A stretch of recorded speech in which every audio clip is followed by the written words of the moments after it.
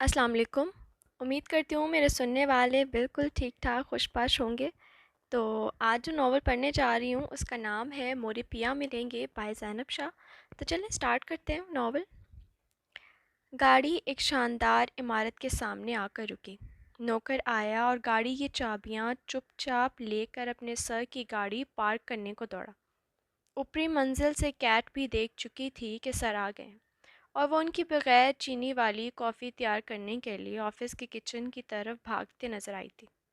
Sir को सुबह की कॉफ़ी वक्त पर न मिले तो सारा दिन उनका मूड ख़राब रहता था। आज रॉचडेल का मौसम सर्दी की इंतहाओं को छू रहा था। ख़ज़ां का समा था और पीले सुर्ख खाकी पत्ते सड़क पर पानी को तरसती मछलियों की तरह फड़फड़ा रहे थे। इमारत के बिल्कुल सामने एक बूढ़ी औरत की बेकरी थी जिससे सुबह सुबह ही लजीज खुशबुएं आना शुरू हो जाती। आज भी कुछ ऐसा ही हुआ था। वो औरत रोज़ाना उसके लिए कुछ पकवान भेजती और वो रोज़ाना तोहफ़ा कबूल करता, लेकिन मजाल हो जो कभी भी कुछ चखा तक हो। वो एक मर्द ही था, कोई शाहकार नहीं, लेकिन वो सब लोग जो उसके 6 फुट 2 इंच के भारी जिस्म को जो हमेशा काले 3 पीस सूट में होता उसको ऐसे देखते जैसे पहली मर्तबा देख रहे हों। स्याह काली आंखों पर रिबल्स लगी थीं और वो बाल ऐसे कि एक भी अपनी जगह से न हिले। होंठों पर एक अजीब सी सख्ती रहती और लब भी बेहद कम मुस्कुराते। ऑफिस में अभी कदम रखा ही था कि कैट भागते हुए आई और उस दिन का कैजुअल फर बताने लगी। जवाब हूँ हाँ में दिया गया। खामोशी के ताले सब वर्कर्स के लबों को लग गए। उसका रो भी इतना था। सर, आपके लिए सैम एंड सन्स के सीईओ की कॉल आई थी। वो कह रहे थे ये हैरिसन कंपनी फूड केस आपके सपुर्द। कैट को पता था जवाब नहीं आने वाला, लेकिन वो भी अपने बॉस की तरह काफ़ी ढीठ वाक़या हुई थी। हमेशा वही बोलती और वो सिर्फ सुनते। सर, ये रही आपकी कॉफ़ी, और कुछ चाहिए? कॉफ़ी उसके टेबल पर रख कर और कुछ मेल उसके सामने खिसका कर वो अगले किसी हुक्म का इंतज़ार करने लगी जो वो उसको ज़रूर देते थे। जहांगीर अली शराजी ने सर नहीं उठाया, पर अपने मजबूत हाथ में कॉफ़ी का मग लेकर एक दो घूंट भरे। वो अब डेस्क पर बैठ चुका था। केस की फाइल्स इसके सामने बिखरी पड़ी थी। लंबे चौड़े बाजू, बड़े हाथ और कसरती जिस्म। मुतासिर तो कैट भी बहुत होती थी उसकी शख्सियत से। ऊपर से वो भारी आवाज़ जो उसको ऐसी चीज़ें सोचने पर मजबूर करती जिस पर इसे खुद को शर्मिंदगी होती। शुक्र खुदा का वो शादीशुदा नहीं थे। वो थी भी सर से काफ़ी छोटी और सर अपनी उम्र के लोगों में उठना बैठना पसंद करते थे। उनकी उम्र 32 साल थी। सर वो बुरा ना माने तो एक बात कहूँ। कैट उंगलियां मरोड़ रही थी। उसका रद्द-ए-अमल पता नहीं कैसा होना था। वो मारे परेशानी के काम भी तो रही थी। हाथ आपस में पेवस्त किए आगे को बढ़ी। जहांगीर ने सर हिलाया। कागज़ धीमी रफ्तार से पलट रहे थे और इसका तेज़ दिमाग अभी से केस को किस तरह सरंजाम तक पहुंचाना है उसकी तरकीब सोच रहा था। सर, एक लीगल नोटिस आया है पाकिस्तान से। उसने आखिर उगल ही दिया और आंखें बंद करके क़यामत का इंतज़ार करने लगी। सर के इस साथ काम करते उसको 4 साल हो गए थे, लेकिन उसको पता था कि उससे पहले आज तक किसी के बाप की भी जुर्रत नहीं हुई कि जाने माने मशहूर और ऑन डिमांड बैरिस्टर जहांगीर के नाम कोई कानूनी कार्रवाई करे। उसके हाथ थम गए। कुछ पल के लिए तो सांस भी साकिन हुई। लीगल नोटिस जहांगीर अली शराजी के लिए, वो इंसान जो कानून के लिए खातिर पेश रहता, किसकी इतनी जुर्रत कि उसको लॉ सिखाए। वो इतना मोहतात होकर काम करने वाला, हर कदम फूंक फूंक कर रखने वाला कहाँ गलती कर गया कि उसके ख़िलाफ़ किसी ने कानूनी कार्रवाई की, उसको नोटिस भेजा। उसने तो अपनी 15 साला ड्राइविंग की हिस्ट्री में आज तक अपने लाइंस पर गैर ज़िम्मेदार ड्राइविंग होने का एक नुक्ता तक नहीं लगवाया था। क्या बकवास कर रही हो? اس نے ہاتھ میں پکڑی فائل دور اچھالی اور اپنی جگہ سے اٹھا اور اس سے وہ نوٹس مانگا۔ سر میں بھی اتنی ہی شاکڈ ہوئی تھی۔ کیٹ بھاگ کر اس منحوس چیز کو لائی اور اس کے سامنے رکھا۔ جہانگیر کی آنکھیں سرخ ہو رہی تھیں اور طیش کے مارے ہاتھ کانپ رہے تھے۔ نظر کاغذ پر پڑی ہی تھی کہ سمجھ آ گئی کہ کس نوعیت کی بات ہے۔ طلاق، خلا، فضا فاطمہ جہانگیر علی سے خلا کا مطالبہ کر رہی تھی۔ اگر اس کی ماں نے اور خالہ نے اسے نہ بتایا ہوتا کہ ایک دردناک ماضی اس کو آج بھی ستاتا ہے تو وہ یہ نام نہ پہچانتا۔ لیکن اس کو پتہ تھا یہ لڑکی کون ہے۔ اس کو یہ بھی پتہ تھا کہ اس کے ماموں نے یہ حرکت کی ہے۔ پاکستان کے لیے میری فلائٹ بک کرواؤ، 1 ہفتے بعد کی، فوراً۔ سرد آواز کسی غار کی گہرائی میں سے سنائی دی۔ کچھ فیصلے کرنے میں وقت بالکل نہیں لگا کرتا۔ اس وقت جہانگیر کو پاکستان جانے کا فیصلہ بھی ایسا ہی لگا جس میں سوچنے سمجھنے کی گنجائش نہیں تھی۔ لیکن سر، جو کہا ہے وہ کرو۔ اس کا لہجہ سرد اور دو ٹوک تھا۔ پہلے ہی اپنی اس بے عزتی پر اس کا دماغ گھوم گیا تھا۔ دشمنی خوب نبھائی گئی تھی اور یہ سب کسی اور نے نہیں بلکہ اس کے ماموں اور ان کے بیٹوں نے کیا ہے۔ اس کو وہ آج بھی یاد تھا کیسے خالہ اور اس کی ماں باپ کے مرنے کی خبر ملنے پر تڑپی تھیں، لیکن اس کے صفاق اور پتھر دل ننہال والوں نے دونوں بہنوں کو ان کے والد کے آخری دیدار سے بھی محروم رکھا، اور آج اپنی دشمنی کی کہانی کے تابوت میں آخری کیل ٹھوکنے کو تیار تھے۔ لیکن اب تقدیر اور اختیار کی رسیاں اس کے ہاتھ میں تھیں، اور فضا فاطمہ کو تو وہ مرتے دم تک طلاق نہ دے۔ یہ ان سب کی بھول تھی کہ خدا بن کر ہمیشہ کی طرح اب بھی زندگیوں کے ساتھ کھلواڑ کریں گے۔ اب وقت اور حالات دونوں بدل چکے تھے۔ 3 مہینے بعد اگر بابا کو خبر ہو گئی تو بھول جائیں، میں یعنی فضا آپ کی کوئی مدد کروں گی۔ فضا بھائی کو گھور رہی تھی، سب کی لاڈلی تھی۔ عالمگیر صاحب سے کسی بات پر رجوع کرنے سے ڈر لگ رہا ہو تو آرام سے فضا کو پیش کیا جاتا، کیونکہ بیٹی کے آگے وہ کچھ نہ بول پاتے۔ میں نہیں کر سکتا یہ شادی، میں کیسے سمجھاؤں تم دونوں کو؟ مشتبہ اکتا گیا تھا۔ کیوں بھائی، اتنی اچھی تو ہے سارا، پیاری بھی ہے۔ فضا کو بھائی کی فضول خامیاں نکالنے کی حرکت زہر لگی۔ کھاتے پیتے اور ایک جیتی جاگتی انسان میں خامیاں نکالنے میں بہت فرق تھا۔ یہ دل کے معاملے ہے، تم نہیں سمجھو گی۔ کیوں، کیا میرا دل نہیں ہے؟ اس نے ناک چڑھا کر پوچھا۔ شاہ نواز نے دونوں کی باتیں سنی اور تعصب سے سر ہلایا۔ دل ہے یا نہیں ہے؟ نہیں ہونا وہ ہے جو بابا چاہیں گے۔ So please shut up and eat your food. وہ بڑا بھائی تھا، روب جما لیتا اور آرام سے گھریلو مسائل حل ہو جاتے۔ لیکن اس کو سمجھ نہیں آ رہی تھی کہ مجتبیٰ کی مدد کیسے کرے۔ فضا کھانا کھا کر اوپر اپنے روم میں چلی گئی۔ تھوڑی ناراض تھی کیونکہ بھائی سمجھتے تھے کہ وہ بچی ہے، لیکن وہ اب 23 سال کی تھی، بچی تو نہ تھی۔ اس نے دروازہ زور سے بند کیا اور بیڈ پر اوندھے منہ لیٹ گئی۔ ایک نوکرانی اس کے یونیورسٹی والے کپڑے لے کر اندر آئی۔ بی بی جی، یہ لیں، میں نے استری کر دی۔ کوئی اور کام نہیں ہے تو میں جاؤں؟ وہ کپڑے لٹکاتے ساتھ بولی۔ بندہ دروازے پر دستک دیتا ہے، پاگل! اور تمہیں اتنی جلدی کس بات کی ہوتی ہے؟ فضا کا غصہ تھا کسی اور پر، نکل کہیں اور رہا تھا۔ وہ لڑکی عجیب انداز سے شرمائی اور بولی، بی بی جی، تنویر میرے بغیر گھر نہیں جاتا، اور آپ کی شادی ہوگی تو پتہ چلے گا ہماری کس بات کی جلدی ہوتی ہے۔ فضا کو اس کی ہنسی بہت بیہودہ لگی، کیونکہ بات کی تو اس کو سمجھ نہیں آئی تھی، پر کھینکھی نے چڑھا دیا۔ دفع ہو جاؤ تم اور تنویر، دونوں ہی واہیات ہو۔ صبح گاڑی ایسے بھگاتا ہے جیسے جن پیچھے ہو۔ سمجھ آ رہی ہے کس بات کی جلدی ہوتی ہے؟ اس خبیث کو کل بابا سے شکایت کرتی ہوں۔ کسم بیچاری چنگار جیسی آواز سن کر وہاں سے بھاگی۔ فضا بیزار سی بیٹھی دل کے معاملات کے بارے میں سوچ رہی تھی۔ کیا محبت بندے کو اتنا بے حد بے اختیار کر دیتی ہے؟ اللہ نہ کرے مجھے کبھی محبت ہو۔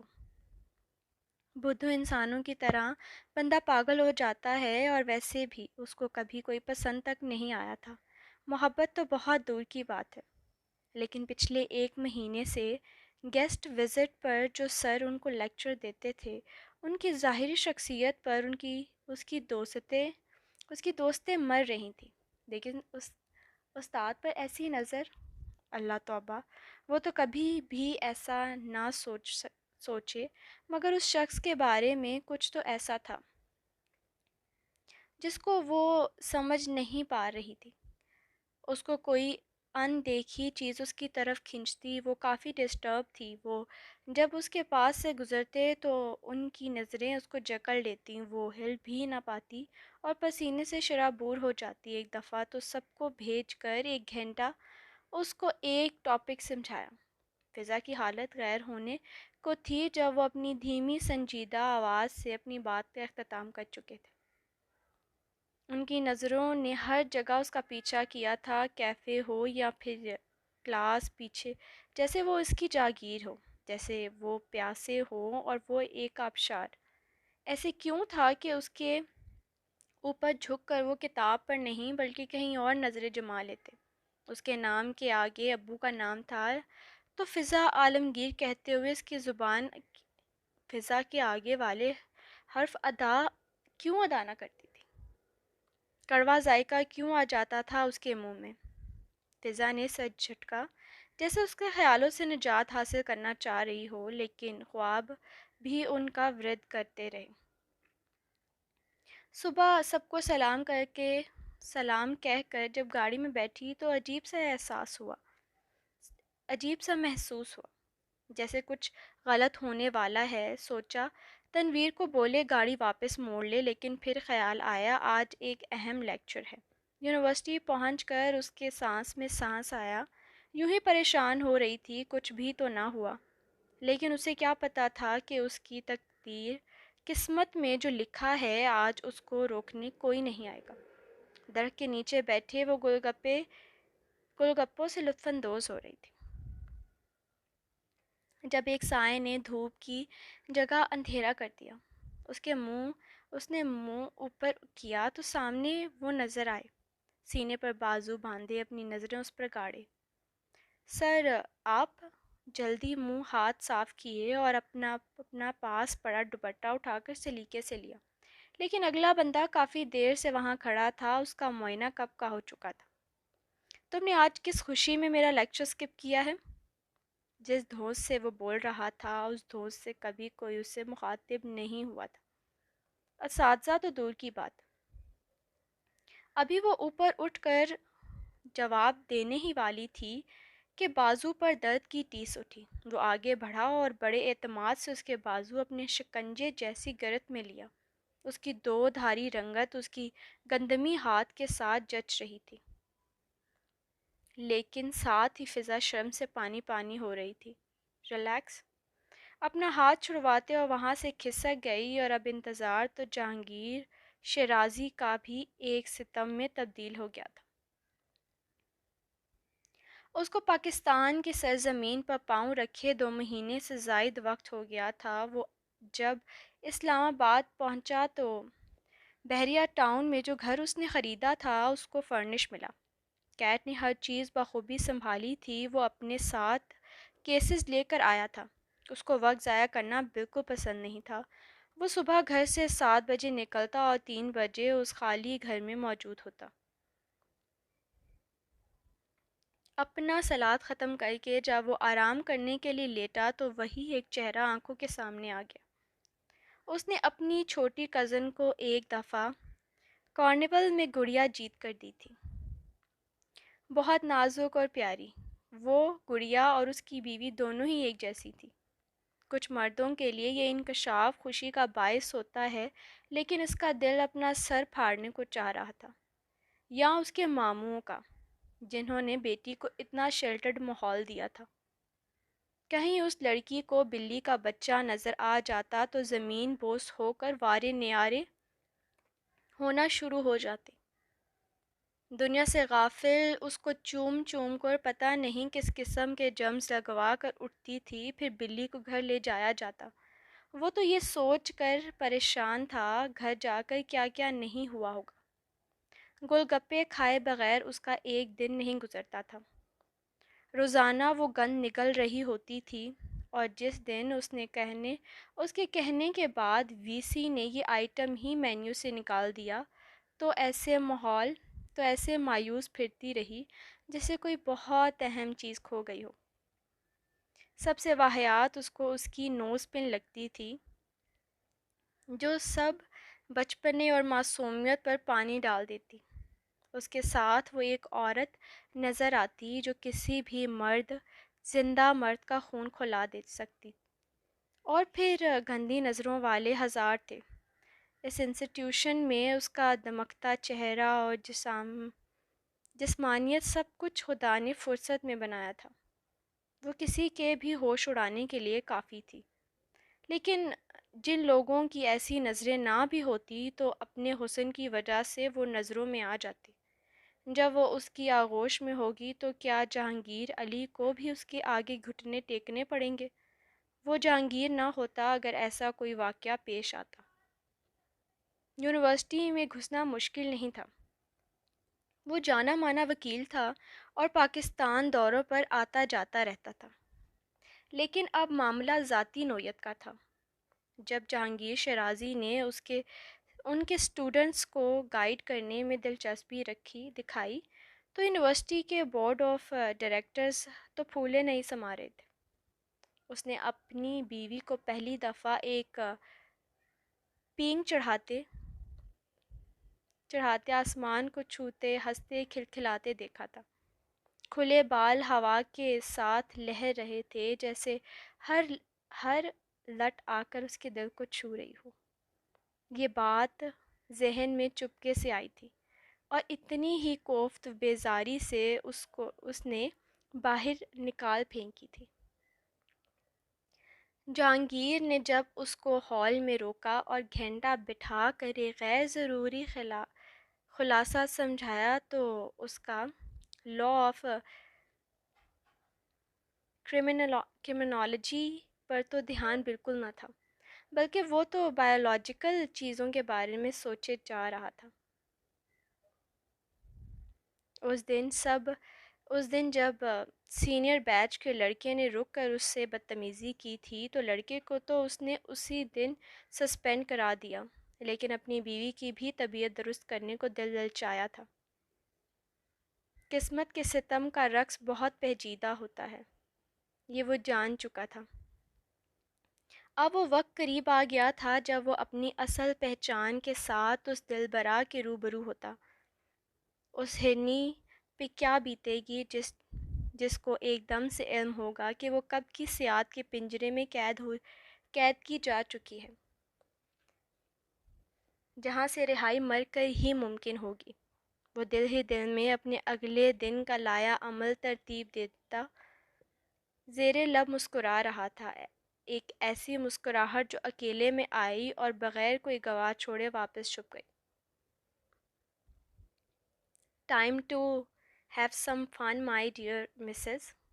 ادا کیے الفاظ تو خوبصورت تھے مگر لہجہ ایک دم سرد تھا، اور اس کی آنکھوں میں موجود تاثر ایک دم بے رحم۔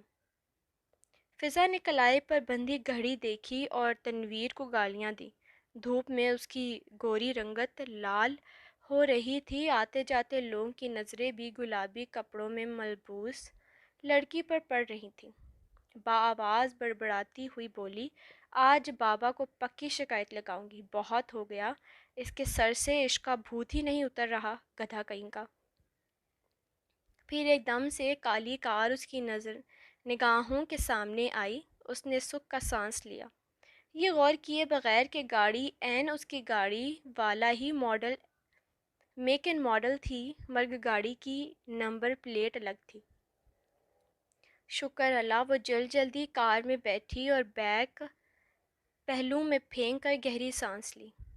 مس نے کیپ نیچے کر کے چور بنا بیٹھا تھا، خبیث کہیں کا۔ وہ اتنی تپی ہوئی تھی اس لیے بولے چلی گئی، تنویر کے بچے تم بھول جاؤ اپنی محبت کو، آئی سمجھ میں نے کسم کو اب رات کو اپنے پاس سلا لینا ہے۔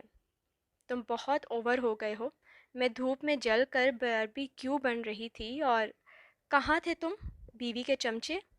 وہ بہت کچھ بول رہی تھی اور سامنے کار چلاتے نفس سب چپ چاپ سن رہا تھا۔ فضا کی کولیگ فریحہ نے بھرپور حیرت سے اس کو دیکھا، پھر اگلی سیٹ پر براجمان ڈرائیور کو دیکھا۔ اس سے پہلے کہ وہ اس کو روک کر تفتیش کرنے کا سوچتی، گاڑی سپیڈ سے آگے بڑھ گئی۔ وہ بڑبڑا کر رہ گئی، یہ فضا مسٹر جہانگیر کے ساتھ بیٹھ کر کہیں گئی ہے؟ واہ، چپ چاپ مسٹر ہاٹ شاٹ کے ساتھ سیٹنگ کر لی اور پتہ بھی نہیں لگنے دیا۔ واہ جی واہ!